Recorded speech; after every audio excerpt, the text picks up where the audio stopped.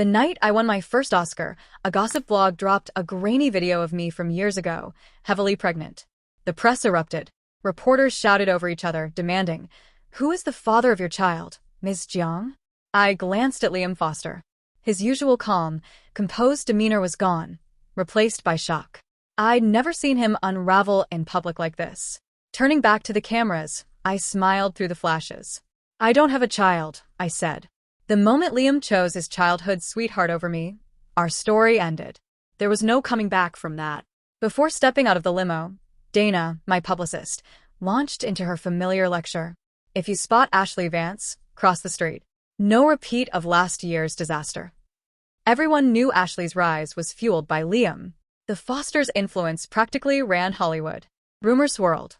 Want fame? Sleep with a Foster. It was crude but accurate. Every woman connected to Liam saw her career skyrocket. Every woman but me. I had dated him openly and ended up nearly blacklisted, all because I'd insulted his precious childhood friend. For 6 years, no matter my performances, no matter the critical acclaim, awards eluded me. Always nominated, never victorious. The repeated disappointments had honed me, sharpened my patience. I avoided any project tied to Ashley, politely turning down roles with scheduling conflicts.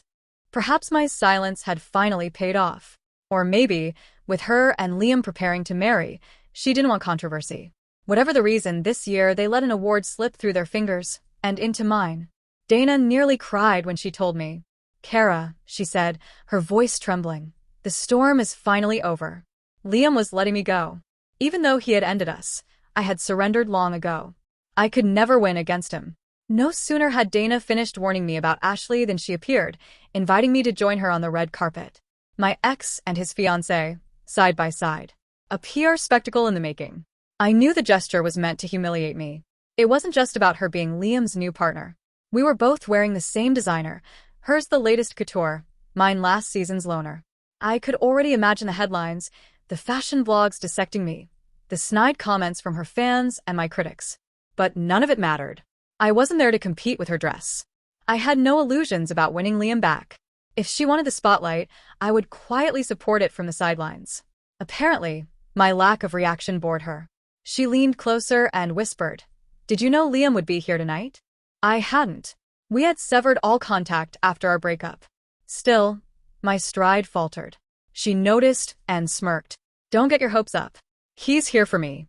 "I know," I replied. Even at the height of our relationship, Liam had avoided industry events. He'd never attended a single awards ceremony for me.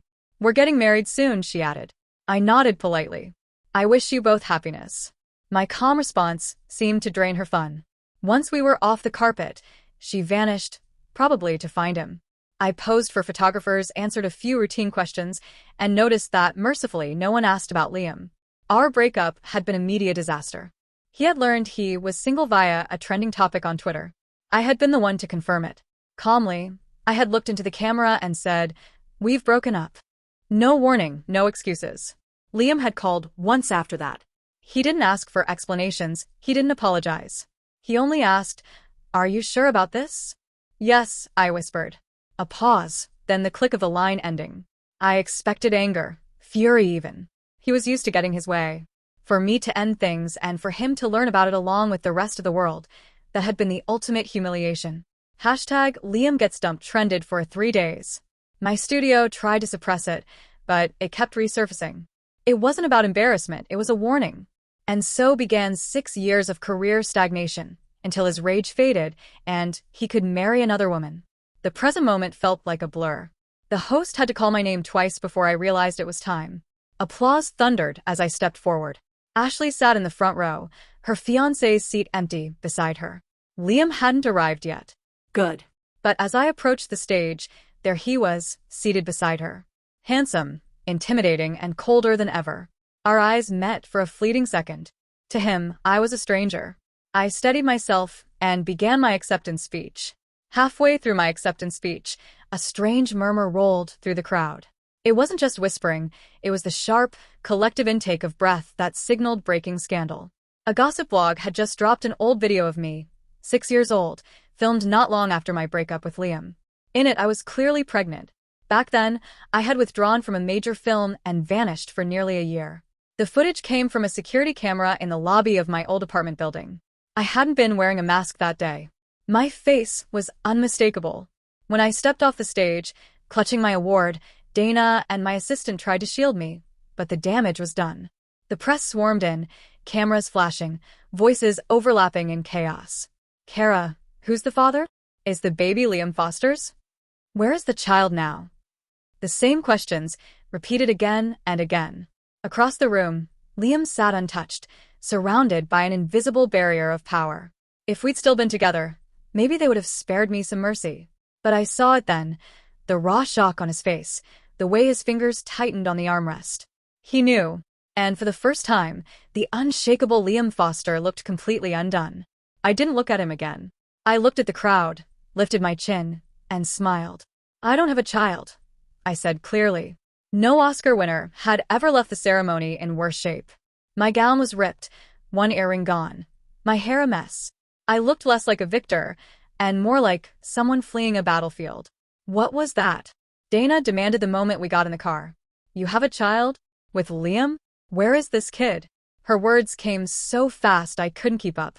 This new team only knew the sanitized version of my past. They thought I'd gone off-grid for a year to nurse a broken heart. Dana's brain was already spinning. If Liam thinks that kid is his, this could work in your favor. He'll come for you. You could fix things. I shook my head. Don't tell me you're going to make him angry again, she snapped. There's no child, I said softly. Once, there had been. Not anymore. She didn't believe me. My assistant handed her a phone. You should see this. Dana grabbed it, ready to rage at the tabloids, then froze. Wait, there's nothing? No scandals. No headlines. No ugly photos of my chaotic exit. Liam. He could destroy anyone with a single phone call. But he could also silence the world, just as easily. Dana exhaled shakily. So, you really don't have a kid? Then what are you going to tell him? Tell him? Why should I? He didn't love me. And he was marrying someone else. I knew he'd come. I just didn't expect to find him waiting at the foot of my building. Under the dim glow of the streetlight, his tall frame looked exactly as I remembered, familiar, yet distant. 6 years ago, he would have opened his arms. Now he only stood there, rigid and cold.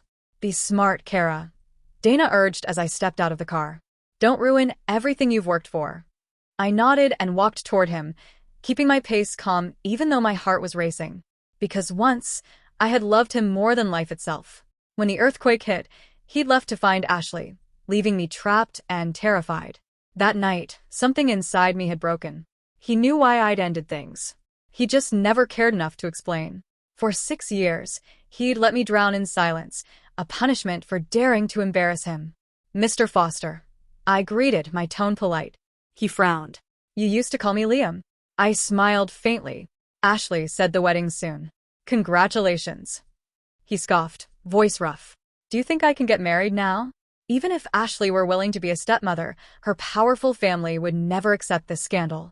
Once again, I'd ruined his perfect plans. I'm sorry, I said quietly. Where is the child? He asked. Finally, the question he really wanted answered. His voice was low, sharp. Why didn't you tell me you were pregnant? Because I hadn't known at first. And when I did, it was already too late.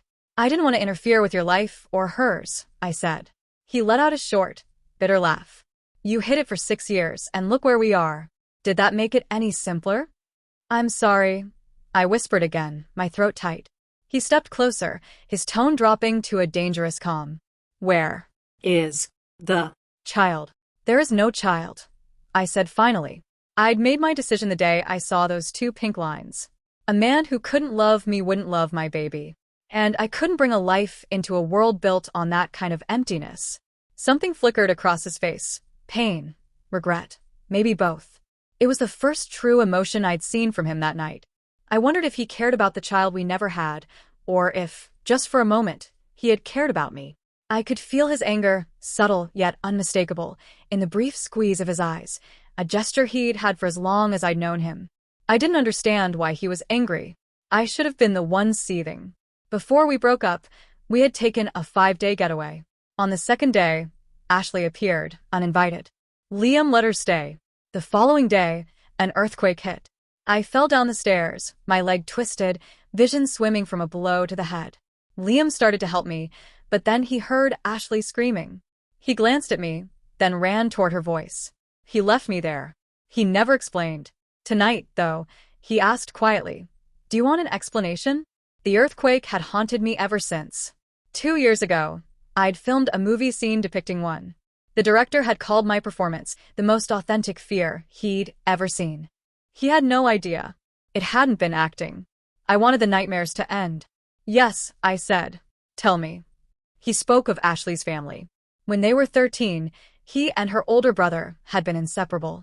A kidnapping attempt had separated them.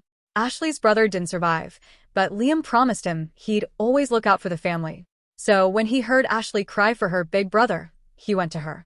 He kept his promise to a ghost. It was tragic, but I couldn't help asking, and if I had died that day? What did I owe them? He didn't answer. Perhaps hypotheticals weren't his style. I was alive. A living, breathing complication. I gave him the only truth left. "I didn't have your child," secretly. "I don't know who leaked that video, but it wasn't me." For a moment, his eyes softened. "I spoke with a doctor," he said, calm but clinical. "A woman with your build in that footage would have been at least 5 months along. You kept the child," he said, a strange mixture of accusation and hope in his tone. "You were punishing me for leaving. That's why you've hidden him all these years." No. I was proud, and I loved myself too much to accept that. The moment he chose her, it was over. I understood his reasoning, but I refused to accept it. He pressed, convinced I had the child. Finally, I laid out the full truth. I didn't end the pregnancy immediately, because I was ill. At the same time I discovered I was pregnant, I was diagnosed with a serious condition. Treatment delayed the procedure, and medication caused me to gain weight, making it seem as though I was further along. In that year, I lost my relationship, my career, my health, my child, and my mother. When I became sick, my mother came to care for me. She sat by my bedside day and night, growing paler, thinner, unnoticed as I wallowed in my own suffering. The day I was discharged, she collapsed in the elevator. "Liam," I said, the name feeling foreign on my tongue, "I understand your guilt over Ashley's brother. I don't blame you." "And?" he asked. What do you mean, and?" "Kara," he said quietly, "shouldn't we start over?" I froze. Liam Foster doesn't ask for second chances. For him to suggest it, he must mean it. But if I'd been on his mind all these years, why hadn't he reached out? Why let me endure torment at the hands of everyone around him? "I had people searching for you," he said as if reading my mind. "They told me you'd moved on. With someone else." My cousin had driven my mother into the city that year. His team must have spotted us. "So you dumped me publicly and immediately replaced me," he said, anger flashing in his eyes. "I think I had reason to be upset. So you fed me bad scripts and sabotaged my endorsements?" He looked surprised. "That wasn't me. That was Ashley hiding behind my name. But I let it happen." "Liam, you lost your best friend. You were heartbroken. But my mother died. I was shattered. Worse than you could imagine. The grief had been a black hole. I'd stood on my rooftop, begging the stars to take me with her. I couldn't eat, couldn't sleep. The medication's weight melted away, leaving me skeletal. My first agent barely signed me when I returned. I didn't accept his offer. His family would never approve. Years ago, his mother had said it plainly. "You're talented, Kara, but the Fosters don't marry actresses." He had let his family, friends, and fiancé punish me for years. I couldn't go back. "I won't get back together with you," I said. "You haven't thought about it. Think now," he urged. "No. Ashley and I are done," he said. "Her family knows. She's leaving the country today." Only with me did he hesitate. Otherwise, Liam was always decisive. He waited for me to soften. But the love I once held for him was gone. He stayed quiet, then asked, "You called me twice that year, didn't you?" The first call was the day of my procedure. Rationally, I knew it was right. But I still loved him, and it hurt. I called. Ashley answered, threatening me. I hung up. The second call was the day my mother died. Darkness had swallowed the world. I needed him. The call went to voicemail. He had found the calls. If I had answered, he asked, rough with emotion, would we still be together? Maybe, I admitted. But we have to move forward, Liam. I want to go back. He finally believed I had loved him fully and had missed it. Now he regretted it. Kara, let's start over. Please. I shook my head. I no longer loved him. Someone will love you more than I ever did, I said. And I meant it. The video leak became a PR triumph. The public saw me as a woman of integrity who walked away from the most powerful man in Hollywood, even when a child was involved. Offers for scripts and endorsements poured in. With Ashley gone, the path was clear. Dana was ecstatic, though a few offers were almost intimidatingly high-profile. Should we take them? She asked, a rare note of doubt in her voice. Why are you asking me? I teased. You're the boss.